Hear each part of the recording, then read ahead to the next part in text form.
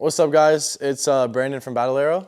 Today we're going to be showing you guys how to install PVC on the electric carts that we have. So right here we got a couple of the things that you're going to need. First thing is you got your brand new PVCs, right? We got to clean this out. So we have our rag, nice little microfiber. You're going to want to clean the inside of it right here. Just get it nice and smooth, get any debris out there.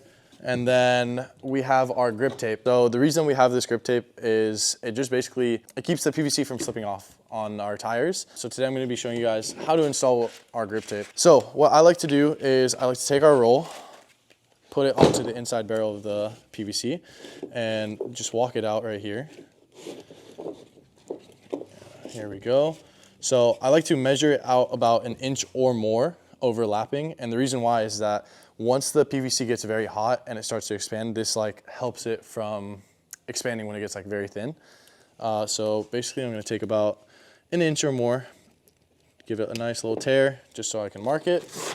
Then we pull this out, find our tear, and just try and get a nice, simple, clean rip all the way off.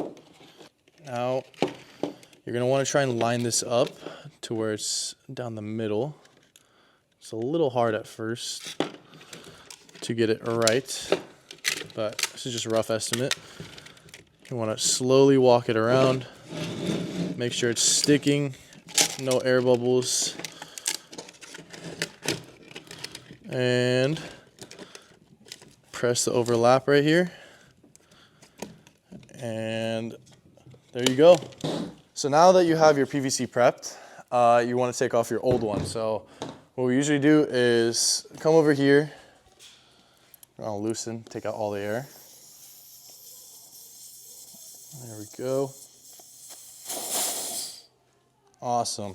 I usually take this out and leave it off to the side, just in case until I'm ready to put it in the air. You want to leave it nice and squishy, and then you want to try and take your pry bar, and it's a little annoying. So you want to just try and get it halfway in. If you go too deep, it won't always pull it off. So it's a little bit of a science to it, but you're really just wanting to try and pry it off, flip it around, evenly walk it out.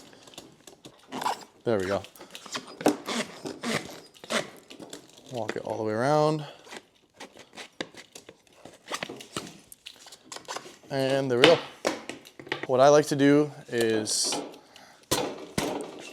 pop it on a little bit until it's about halfway onto the tire. And then from here, it's a lot easier to pry on. If you don't, it usually slips off on the bottom right here, and it's just a little bit harder to install. Walk it all the way around.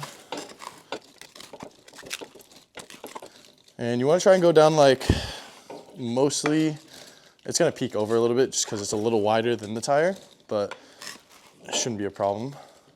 You want to just try and get it mostly covering as much surface area. A little bit more. And this back side. Boom. So now, as you can see from here, it is nice and straight. And now we can take our valve, put this back on, line that up, tight. And you can fill up the tires honestly with, bike pump. All right guys, so installing the other side of this wheel now.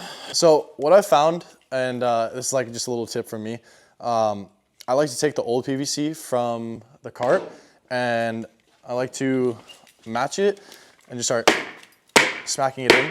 It just helps it a lot easier. It goes in a lot more like smooth.